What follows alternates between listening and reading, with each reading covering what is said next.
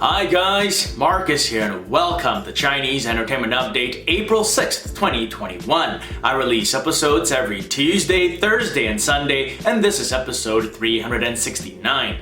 Now because I use Chinese names quite a bit on my show, if you want the English spelling of them, click CC for English subs. I create them myself. In today's episode, Xiao Zhan gets locked out of his own hotel room. And my final thoughts on Storm Eye and the Sword and the Brocade. And we usually begin with what's recently premiered, but the mini drama premiere drought continues. We've now gone 6 days without a new drama premiere. That's gotta be some kind of record on this show. But that's actually quite okay, because it gives us some time to catch up on the dramas that we already have going on. I just finished 2 dramas and I still have 4 that I'm currently following. A little more on those later on. For the first segment, I want to answer a question from one of you, a fan who supports my channel by contributing on my Patreon page. Today's question comes from Keisha Bilberry, who asks, any news on when Please Feel at Ease, Mr. Ling will be premiering? That's one I'm really looking forward to. Such a good follow-up to Dating in the Kitchen.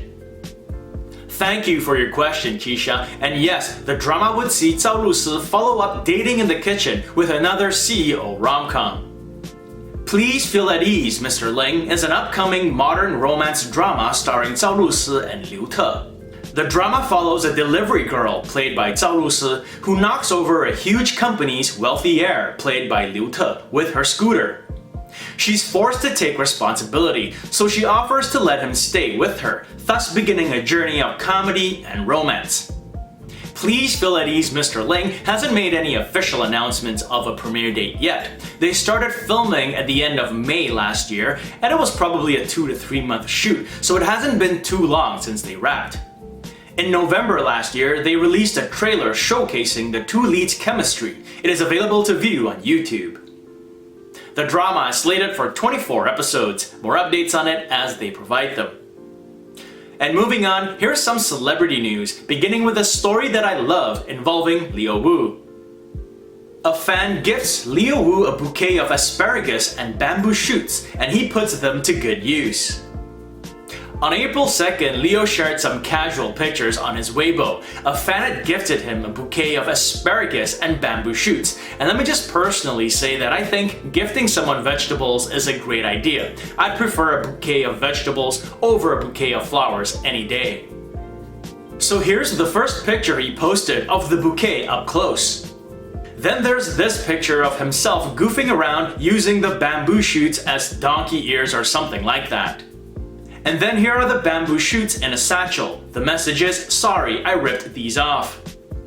And then the final product. Yummy. The message that came with the pictures was simply, hello, it's delicious, bye. Next up, we stay with another cast member of the long ballad, Liu Yuning, and this piece of news is not that nice. Liu Yuning responds to disparaging comments about Hao Du's looks in the long ballad. So there had been some online comments complaining about Liu Yuning's character's ugliness and bad posture. They were brought to Liu Yuning's attention during a live broadcast, and he responded. He said, believe me, this Hao Du character, when you watch him till the end, you won't care if he's ugly or not. This is how he is. He also added, I'm sorry, please don't let me affect your mood while watching the drama. Forgive me, people are first and foremost kind at heart. I guess these commenters are entitled to their opinion, but this also confirms that people can be downright mean and ugly at heart when they're behind a keyboard. Beauty is in the eye of the beholder, I say. By the way, I also want to mention that Liu Yuning sings Heavenly Question, or Tianwen, which is the opening theme song for Word of Honor. I only just discovered that recently. I love that song and catch myself humming or whistling it once in a while. Xiao Zhan gets locked out of his own hotel room. The popular star of The Untamed has recently made headlines. He was announced as the new face of Chinese sports brand Ning, and he's recently started filming a new costume drama, Jade Bone Ballad, with Renming. With so much positivity going on with him, naturally people want to get close, and as it seems to always happen with fans and paparazzi, they got too close. On April 4th, a video floated on social media. It showed Xiao Zhan returning to his hotel room after getting off work from the Jade Bone Ballet set, when he was met by a bunch of unwelcomed people outside his room. They could have been fans or paparazzi or a mix of them. They swarmed him as he tried to get into his room, and a woman spoke on his behalf, exclaiming, "Move back! Isn't this too much? Isn't this too much?" Yes, it is too much, but they don't really care though. And as if that wasn't enough, Xiao Zhan and his team discovered that someone had repeatedly tried to enter his room, keying in the wrong passcode, causing the keypad to lock up, effectively locking Xiao Zhan out of his own room.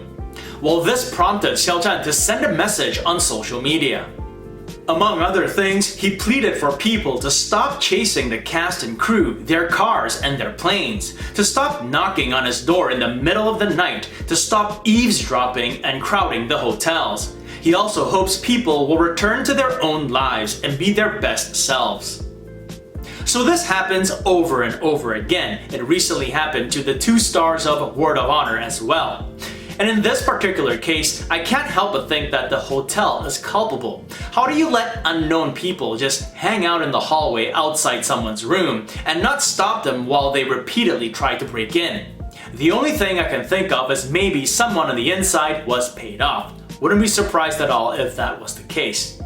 In any event, I think the Jade Bone Ballet production team needs to arrange for new, safer accommodation for the cast and crew. Okay, moving on, I want to give my final thoughts on a couple of dramas that I recently finished watching, Storm Eye and The Sword in the Brocade. And I'll keep the format simple. I'll just quickly comment on some of what I liked and some of what I disliked about each of them. First, Storm Eye. What did I like about it?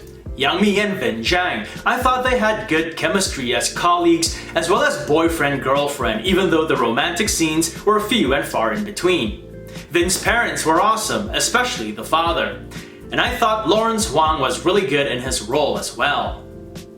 What didn't I like about Storm Eye? The dubbing for the English-speaking characters was laughable. The scenes with the superiors or on the boat where they would brainstorm ideas got too long and wordy for me. I skipped most of it. So that's Storm Eye, now The Sword and the Brocade, which overall I would say I enjoyed a bit more.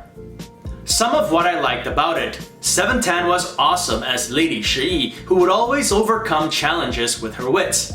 Wallace Chung was befitting as the hero who had a knack of showing up to the rescue at the right moment. I thought they were great together. They hatched some brilliant plans to get the better of others who would bring them harm. The costumes, sets and props of the Ming Dynasty were eye-catching.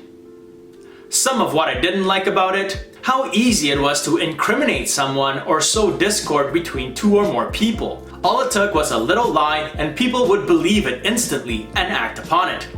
And the other thing was I felt there were too many subplots when I really wanted them to move along with the main one. This made the drama longer than it really needed to be. And on that note, it's Tuesday today, so time for another segment of Where's Marcus At? So the title of the segment doesn't refer to where I'm at physically, it refers to where I'm at in the dramas I'm following. I'm currently following 4 dramas. I'm on episode 22 of Word of Honor with Zhang Zhihan and Simon Gong. This will probably be the next one I finish. I might binge it soon enough as the finale's been out a couple of weeks now. I'm following the drama on YouTube where it's available with English subs. I'm on episode 10 of Rattan with Jing Tian and Vin Zhang. This is my new dinner time drama with the family. By the way, the finale came out yesterday. I'm watching the drama on YouTube where it's available with English subs. I'm on episode 3 of You Are My Hero with Sandra Ma and Bai Jingting. I'm starting to dig this drama, especially because the actors are not overdubbed. You really get to feel the characters even more. I'm watching the drama on iq.com where it's available with English subs. And finally, I'm on episode 5 of The Long Ballad with Dilraba and Leo Wu. Just starting to really get into this one, and I like what I see so far. I'm watching the drama on YouTube where it's available with English subs.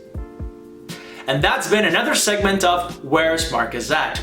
But before I let you guys go, I want to give virtual high fives to Landy H and Jenny, who recently became patrons on my Patreon page. Thank you guys for your support.